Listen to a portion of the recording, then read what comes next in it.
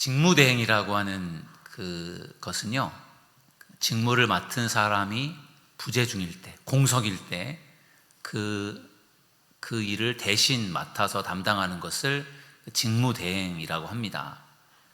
제가 지금까지 살아오면서요, 직무대행이라고 하는 것을 딱 3번 해봤습니다. 많이 해봤죠, 직무대행. 첫 번째 직무대행은 제가 군 생활을 할 때 해봤습니다. 제가 25살에 군에 입대를 했거든요. 25살에 군에 입대를 해서 훈련을 받고 25살에 소위 계급장을 달고 수원 비행장에 배속을 받았어요. 관제 반장이라는 그러한 그 보직을 받아가지고 수원 비행장에서 이제 관제 중대장 밑에서 일을 배우고 하고 있는데, 배속받은 지 한 3, 4개월 지나서 제가 모시고 있던 중대장님이 지휘관 참모 과정 교육을 들어가셨어요. 3개월 동안. 그래서 중대장님이 3개월 동안 공석인 동안에 중대장 바로 밑에 있던 부하였던 제가 중대장 직무대행을 이제 맡게 된 겁니다. 그때 제 나이가 26살이었어요. 제 아들이 지금 26인데 지금 생각해 보니까 저희 아들을 보니까 와, 내가 그때 어떻게 그 일을 했을까 싶을 정도로 어렸던 것 같아요. 26살. 관제 중대장은 정말 중요한 그러한 그 역할을 맡고 있어요. 그러니까 비행단 전체에서 어떻게 보면 가장 높은 그러한 보직인데, 관제 분야에 가장 중요한 역할을 맡고 있는 분이 중대장인데, 중대장님이 계실 때는 중대장님이 그 일을 하셨으니까 저는 별로 할 일이 없었거든요. 근데 중대장님이 딱 안 계시니까 이제는 제가 그 일을 해야 되니까 아주 굉장히 부담이 되는 거예요. 부담이 되기도 하고, 제가 아직까지 관제 분야에 대한 일도 잘 모르는데 제가 그 역할을 한다는 것이 매우 부담스럽고, 그리고 매우 좀 고통스러운 일이었어요. 관제 중대장은 관제 회의라고 하는 그 중요한 회의를 이제 이렇게 주관해서 준비를 해서 이끌어 가야 되는데, 그 관제 회의에 참석하는 사람들은 아주 비행단에서 굉장히 높은 사람들이었어요. 조종사들, 비행 대대장들, 또 작전부장, 이런 분들이 보통 계급이 대령, 중령이었거든요. 저는 그때 소위였어요. 소위. 그분들이 볼 때는 26살짜리 소위가 얼마나 우습게 보였을까요? 근데 저는 소위이기도 하지만 중대장 직무대행으로 그 회의를 제가 이끌었던 거예요. 그리고 이제 힘들었지만 해야 되는 일이니까, 저에게 주어진 일이니까 열심히 준비해서 그 일을 해냈습니다. 3개월 동안 이제 중대장 직무대행을 잘 이제 수행을 했고, 드디어 중대장님이 교육을 마치고 이제 오셨는데, 그리고 나서 얼마 후에 저를 중대장으로 다른 부대로 보내는 거예요. 그때 저희가 소위였는데, 중대장 하려면 보통 대위는 돼야 되는데, 그때 사천 비행장에 중대장으로 계시던 분이 다른 중대장을 그만두면서 그 자리가 비었어요. 그런데 그 자리를 갈 만한 사람이 아무리 찾아도 마땅한 사람이 없어서 중대장 직무대행을 해본 경험이 있는 제가 거기를 가게 된 거예요. 그래서 소위라는 계급장을 달고 26살에 사천 비행장을 제가 중대장으로 가게 되었습니다. 그런데 가보니까 3개월 동안 중대장 직무대행을 해봤던 경험 때문에 할만하더라고요. 그래서 제가 사천 비행장에서 무려 4년 동안 중대장으로 있으면서 군복무를 하게 되었습니다. 직무대행이라고 하는 것이 참 힘든 일인데, 그 일을 열심히 하다 보니까 막상 그 중대장이라고 하는 직무가 저에게 주어졌을 때 그 일을 잘 해낼 수가 있었습니다. 두 번째 제가 직무대행을 해본 경험은, 제가 부목사 시절에 담임목사 직무대행을 해본 경험이 있어요. 저는 35살 때부터 부목사를 했거든요. 근데 그때 아마 38살, 9살 그 정도 되었을 때, 제가 부목사로 했을 때 담임 목사님이 안식년을 하셨어요. 그것도 무려 2년 동안이나. 1년 동안은 미국에 유학을 하셨고, 1년 동안은 대학원 박사과정 공부하시면서 이렇게 안식년 하셨는데, 그때 제가 선임 부목사였기 때문에 제가 부목사로 담임 목사 직무대행을 했습니다. 다른 것들은 뭐 제가 부목사 때 신방도 하고 뭐 다 해봤기 때문에 별 문제가 없는데, 문제는 이제 주일낮 대예배 설교였어요.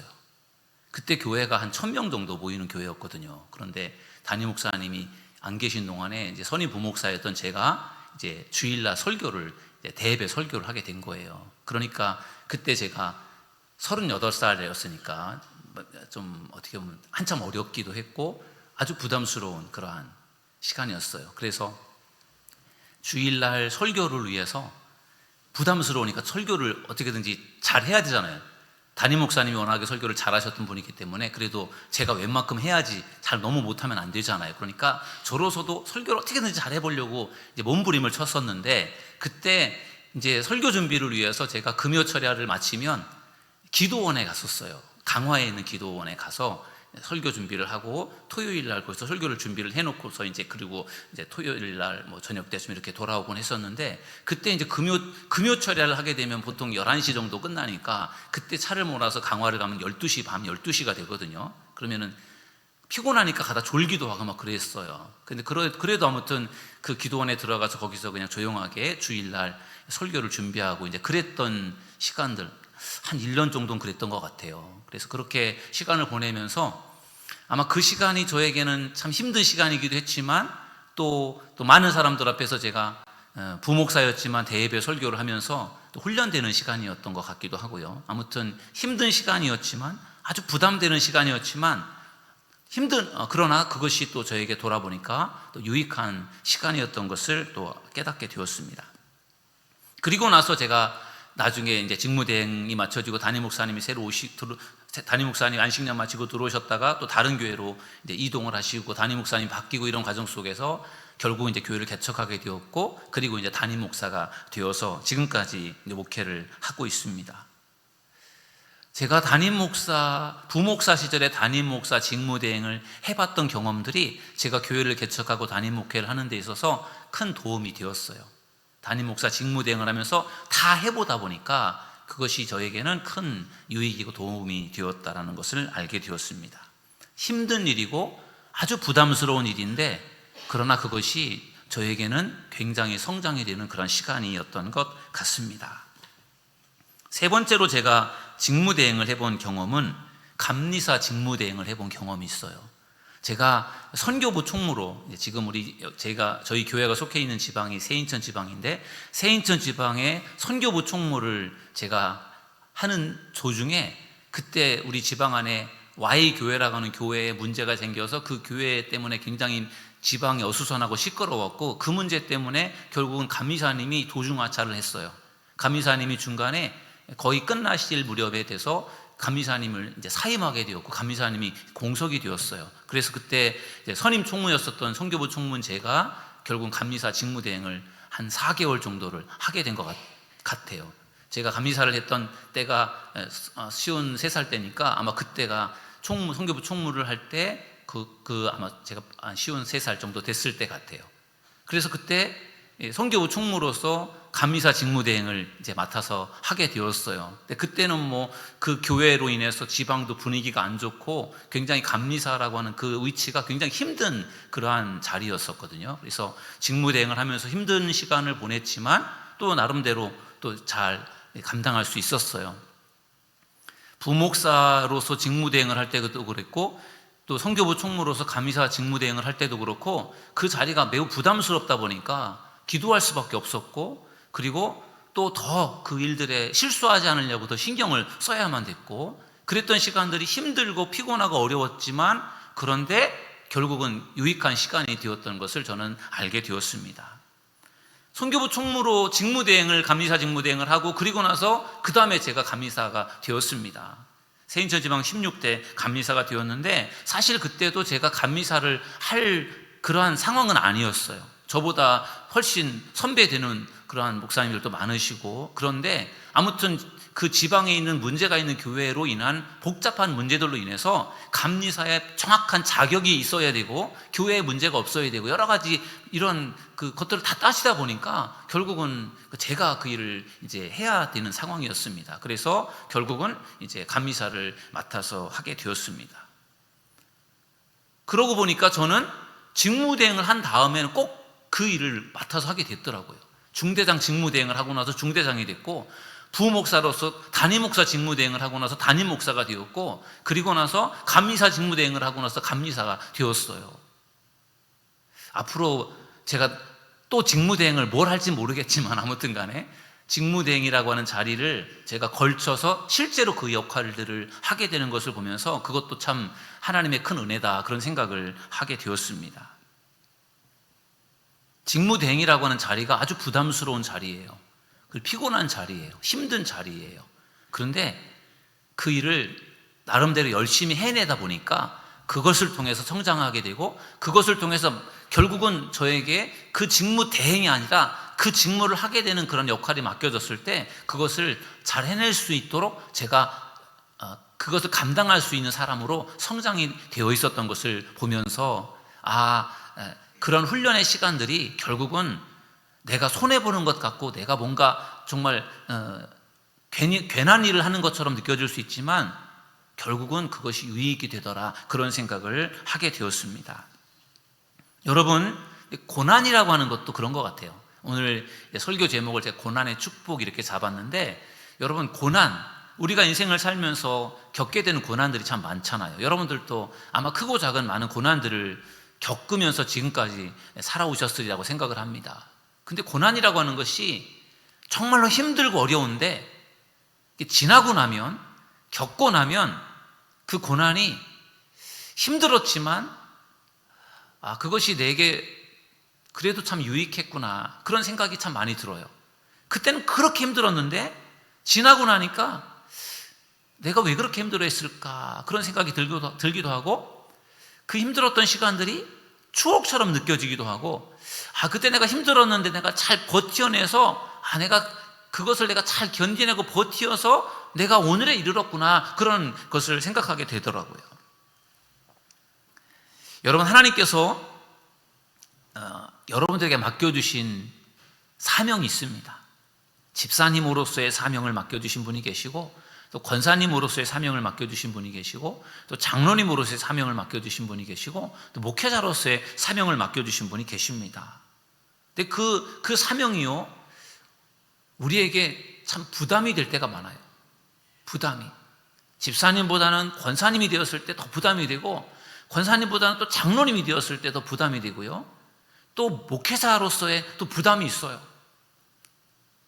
목회자로서의 어떤 권한이 있고, 또 나름대로 목회자로서 주어지는 나름대로의 어떤 그런 리더십이 있는데, 그런데 그 역할을 해내기에 부담스러울 때가 참 많아요. 그런데 그것을 거룩한 부담으로 생각하고 열심히 감당하게 되면 하나님께서 그 직분에 걸맞는 복을 주신다는 것을 믿으시기를 주님의 이름으로 축원합니다.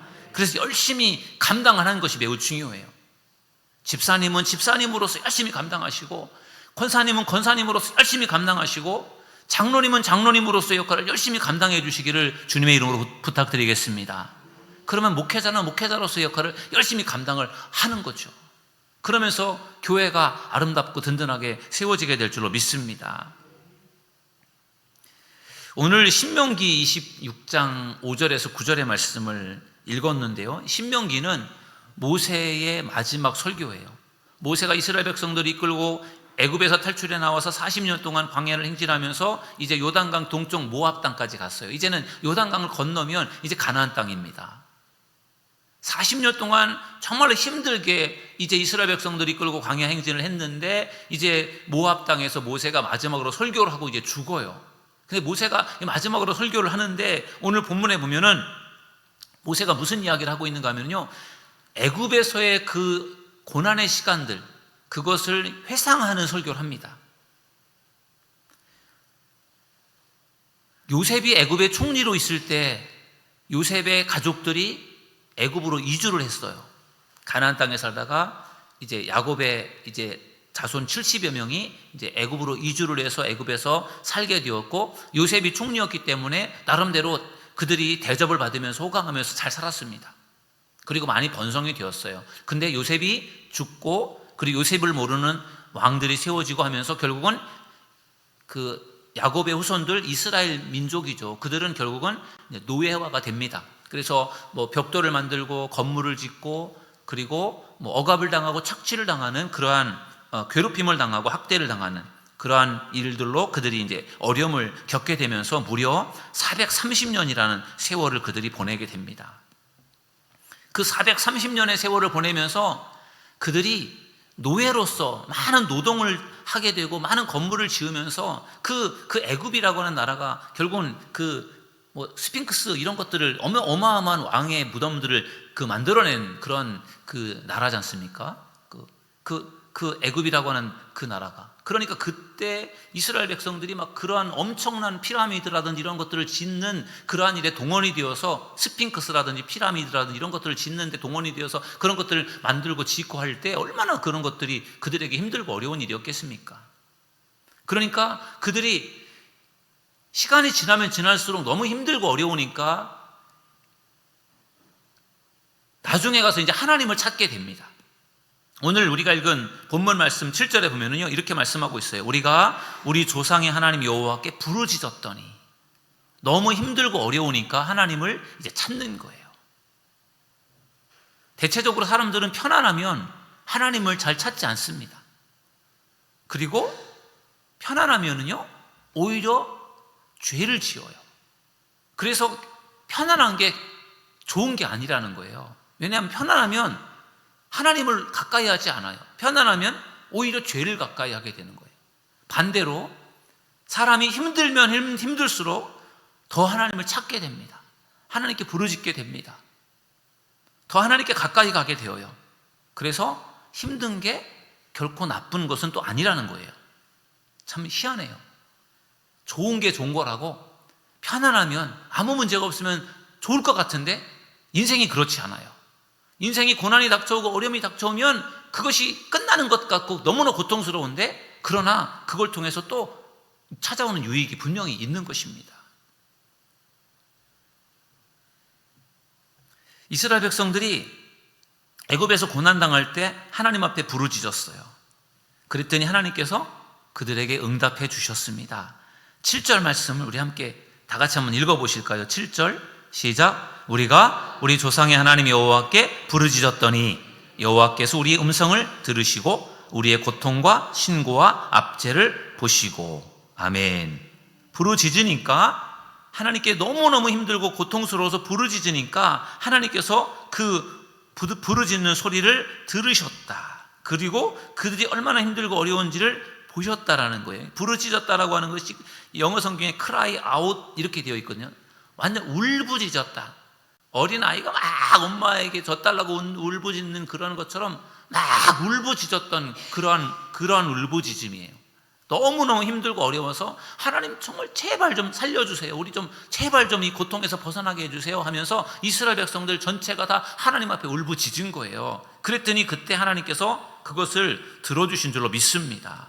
여러분, 부르짖을 때 하나님께서 응답해 주신다는 사실을 믿으시기를 주님의 이름으로 축원합니다. 여러분, 하나님은 우리가 하나님 앞에 울부짖지 않아도 하나님께서 알아서 해결해 주시는 일들이 참 많아요. 하나님이 알아서 척척척 해결해 주시는 그런 부분들이 있습니다. 여러분, 에스더가 이 포로로 잡혀간, 바벨론의 포로로 잡혀갔다가 그 다음에 그 지역을 바사라고 하는 제국이 지배하면서 바사 제국의 이제 포로가 된 것이에요. 포로로 잡혀가서 포로 생활을 하는 이 에스더가 하나님 앞에 과연 무슨 기도를 했을까요? 내가 바사 제국의 왕비가 되게 해달라, 왕후가 되게 해달라고 그렇게 아마 그가 기도를 했을까요? 아마 그것을 위해서 그가 울부짖어 기도하지 않았을 거예요. 아마 그건 왕후가 되는 것이 아니라 아마도 어떤 포로에서 해방되는 그런 것들을 위해서는 기도했겠지만, 그가 왕후가 되게 해달라고 그것을 위해서 목숨 걸고 기도를 하진 않았을 것 같아요. 그런데 어쩌다 보니 에스더가 이 바사 제국의 아하수에로라고 하는 왕의 왕후가 되었어요. 그 당시에 아하수에로 왕의 왕후가 있었어요. 와스디라고 하는. 그 왕후를 폐위시키면서 새로운 왕후를 세우는데, 그 왕후가 다름 아닌 이 에스더가 왕후가 되는데, 에스더는 포로민이잖아요. 상상할 수 없는 일이 벌어진 거예요. 여러분, 내가 부르짖어 기도하지도 않았는데 하나님께서 에스더처럼 그렇게 정말 그 왕으로 세워주시고 하는 그런 부분들은요, 부르짖지 않았는데도 하나님께서 그렇게 세워주시고 그렇게 높여주시는 것은 하나님의 은혜임을 믿으시기 바랍니다. 내가 간절히 부르짖지 않았는데도 하나님께서 문제를 척척척척 해결해 주시고 나의 길을 열어주시고 하는 그런 것들은 그게 하나님의 은혜인 것입니다. 제가 군대를 30살에 제대를 하고 서울의 목양감리교회라는 교회에서 제가 신학생 때부터 제가 있었던 교회인데 그곳에서 제가 전도사로서 이제 일을 하게 되었어요. 그때는 제가 이미 결혼을 한 상태였고 대학원에 공부를 하고 있었고 그리고 또 교회에서도 사역을 해야 되는 그러한 상황이었거든요. 그런데 그 당시로서는 그 어떤 그 감리교 제도가 담임 목회를 해야만 목사 안수를 받을 수 있었어요. 그러니까 잔임 전도사 과정을 밟아야 목사가 될 수 있었지 부교육자 생활을 아무리 오래 해도 그때는 목사가 될 수 없었어요. 그래서 그때는 무조건 기회가 주어지면 담임 목회를 나가야 되는 그런 분위기였거든요. 근데 그때 저는 그 군대를 제대하고서 그 제가 신학생 때부터 있었던 교회에서 교육전도사로 있었기 때문에 제가 뭐 제 목회의 길을 열어달라고 아니면 제가 뭐 담임 목회의 길을 열어달라고 그런 것을 위해서 제가 기도하지 않았어요. 그런데 강화에서 목회하던 저의 친구, 아주 저는 친한 친구가 목사 안수를 받고 유학을 가게 되었어요. 그래서 그 교회에 이제 후임자를 찾던 중에 저에게 연락이 왔어요. 그 교회에서 목회를 좀 맡아달라고. 그래서 제가 그때 이제 서울에서 이제 전도사 생활을 하다가 교육 전도사 생활하다가 이제 사역을 그만두고 강화에 가서 이제 목회를 이제 하게 되었습니다. 그때 저는 저의 목회의 길을 열어달라고 그리고 제가 담임 목회할 수 있게 해달라고 그런 기도를 제가 하질 않았어요. 그런데 하나님께서 제가 목회할 수 있는 길을 열어주신 줄로 믿습니다. 그게 은혜라는 거예요. 은혜. 하나님의 은혜예요. 제가 구하지 않아도 하나님께서 문제를 해결해 주시고 길을 열어주시는 것. 여러분들에게도 그런 은혜가 있기를 주님의 이름으로 축원합니다. 내가 구하지 않았는데도 불구하고 하나님께서 척척척 해결해 주시는 것은 그건 하나님의 은혜예요. 그런데 우리가 어려운 문제의 상황 내에 놓여서 하나님 앞에 막 간절히 부르짖어 기도해야 될 때가 있잖아요. 하나님이 알아서 해결해 주시기를 기다리기 너무너무 급하고 내가 어떻게든지 하나님 이거 해결해 주시고 이 문제 길 좀 열어주시고 이거 풀어주시고 이렇게 부르짖어 기도할 때 하나님께서 우리의 문제를 해결해 주시는 것은 그것은요 응답임을 믿으시기 바랍니다. 하나님께서 때로는 우리에게 은혜를 베풀어 주시는 것이고 하나님이 때로는 우리에게 응답을 주시는 거예요.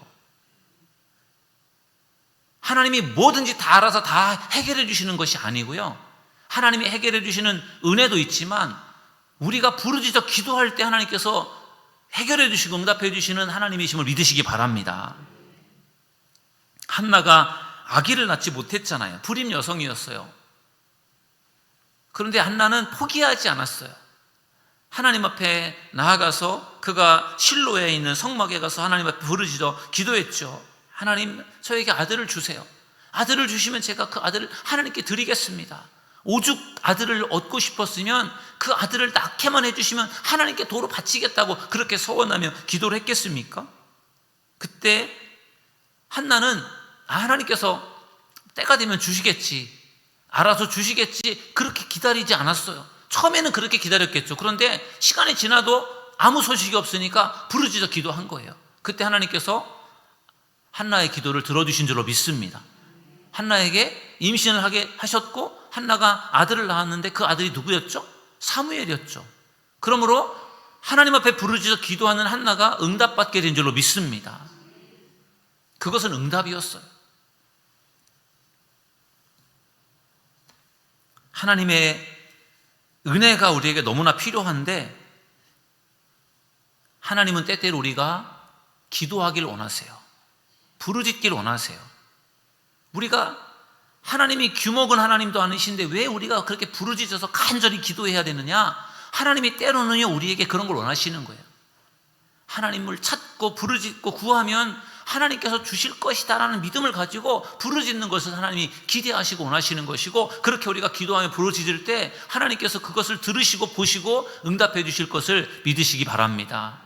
이스라엘 백성들이 애굽에서 430년 동안 그들이 고통을 당하던 중에 그들이 하나님을 생각하며 하나님 앞에 부르짖어 기도했잖아요. 부르짖었어요. 그랬더니 하나님께서 그것을 들으셨어요. 그리고 그들의 고통을 보셨어요. 그게 여러분 430년이에요. 그동안에 하나님이 그냥 보시고만 계신 거예요. 그동안에 이스라엘 백성들이 그렇게 울부짖지 않았어요. 근데 하나님은 그냥 보고 계시면서 오랜 세월이 흘러간 거예요. 근데 이스라엘 백성들이 이제 도저히 안 되겠다 싶어서 하나님 앞에 부르짖기 시작했어요. 그러니까 하나님께서 그때 일하신 거예요. 여러분, 우리가 하나님 앞에 기도하며 부르짖을 때, 기도할 때 하나님께서 일하신다는 사실을 믿으시기를 주님의 이름으로 축원합니다. 하나님이 알아서 다 해결해 주실 것이다라는 믿음도 우리에게 필요해요. 그러나 부르짖을 때 응답하신다라는 믿음도 우리에게 필요할 줄로 믿습니다. 두 가지가 다 필요해요. 하나님이 인도하실 것이고 분명히 나를 도와주실 것이고 분명히 하나님께서 해결해 주실 거라는 믿음을 가지고 하나님의 은혜를 믿고 가는 것도 중요하고, 그리고 때때로 우리가 하나님 앞에 간절히 기도하고 부르짖는 것도 우리에게 필요한 것입니다. 여러분, 고난이 축복입니다. 오늘 말씀의 제목을 제가 고난의 축복 이렇게 정했어요. 여러분, 고난을 좋아하는 사람 누가 있을까요? 고난을 가급적이면 고난을 내가 당하지를 않았으면 좋겠다라고 생각을 하고, 가능한 고난이 오더라도 조금 왔다가 빨리 갔으면 좋겠다 생각을 하지, 고난이 나에게 와라, 고난이 나한테 오랫동안 머물러 있으면 좋겠고 기왕이면 아주 대단한 고난이 와라, 그렇게 생각하는 사람은 아마 거의 없을 거예요. 그런데 우리에게는 우리가 원치 않든 우리에게 고난이 찾아와요. 그럴 때 여러분, 그 고난을 잘 참고 견뎌내고 이겨낼 수 있는 여러분들이 되기를 주님의 이름으로 축원합니다. 그러면은 반드시 하나님께서 그 고난을 이기도록 도와주실 줄 믿습니다. 그리고 우리가 고난을 참고 견뎌내고 이겨내면요, 그 다음에는 그러한 류의 고난이 찾아왔을 때 훨씬 더 그 고난을 더 잘 참아내고 버텨낼 수 있는 힘이 생기는 거예요. 일종의 근육이 생기는 거죠. 근육이. 여러분, 운동을 하면은 운동에 근육이 생기잖아요. 그래서 그거보다 좀 더 강한 운동을 할 수 있는 그러한 역량을 갖게 됩니다. 운동을 할 수 있는 근육이 생겨요. 마찬가지로 우리가 고난을 당하게 되면은 그 고난을 통해서 고난을 견뎌내다 보면요, 그것으로 우리에게 근육이 생겨요. 고난을 견뎌낼 수 있는 힘이 생기고 근육이 생겨요. 그래서 고난이 와도 그것 때문에 쉽게 걸려 넘어지고 쓰러지고 낙심이 되고 막 이렇게 되는 것이 아니라, 고난이 왔을 때 그것을 내가 참아낼 수 있게끔 그렇게 믿음이 생겨나게 되는 것입니다. 그리고 그 고난을 견뎌내고 참아내다 보니까 내가 더 믿음이 성장이 되고, 그리고 고난이 지나가고 보니까 내게 또 하나님께서 또 새로운 복을 주시고 이런 것들을 경험하다 보니까, 아, 고난이 축복이구나, 그것을 우리가 알게 되는 것이죠. 고난이 축복이라고 누가 고백을 했습니까? 사도 바울이 고백했어요. 사도 바울이 워낙 많은 고난을 겪었기 때문에. 그래서 바울이 그런 고백을 했어요. 내가 환난 중에도, 내가 고난 중에도 즐거워하나니, 고난, 환난은 인내를, 인내는 연단을, 연단은 소망을 이루는 줄을 내가 알미로다. 이게 곧 고난이 축복이라는 바울의 고백이잖아요. 고난을 겪으면서 고난을 참아내고 견뎌내다 보니까 고난을 통해서 자기가 더 단련되면서 자기가 더 큰 그릇으로 자기가 더 만들어지는 것을 알게 되었던 거예요. 그리고 더 큰 일들을 감당을 하게 된 것입니다. 여러분들에게 고난이 찾아올 때 낙심하지 마시고, 하나님께서 고난을 통해서 나를 더 다듬어 주시고 나를 더 좋은 그릇으로 만들어 주시기를 기도하는 여러분들이 되기를 주님의 이름으로 축원합니다. 그러면 하나님께서 반드시 여러분들을요, 더 큰 그릇으로, 더 단단한 좋은 그릇으로 만들어 주셔서 여러분들을 통해서 더 하나님의 놀라운 일들을 하나님께서 이루실 줄로 믿습니다. 그래서 고난이 축복인 거예요. 왜 나한테만 이런 고난이 찾아오고, 왜 나만 이렇게 힘들게, 하나님께서 왜 그렇게 하실까, 그렇게 불평하고 원망하지 마시고, 고난이 찾아왔을 때 하나님의 뜻이 있구나, 그런 생각을 가지고 내가 기도해야 되겠다, 그런 생각을 가지고 열심히 작정하면서 기도하시면 하나님께서 반드시 그 고난을 이길 수 있도록 도와주실 줄로 믿습니다. 고난이 축복임을 꼭 기억하셔서 여러분들에게 찾아오는 어떤 고난도 여러분들이 그것을 물리치시고 참아내고 견뎌내셔서 고난을 통해 성장하시고, 고난을 통해서 더 다듬어지셔서 더 하나님의 큰 뜻을 이룰 수 있는 믿음의 성도들 다 되시기를 주님의 이름으로 축원합니다.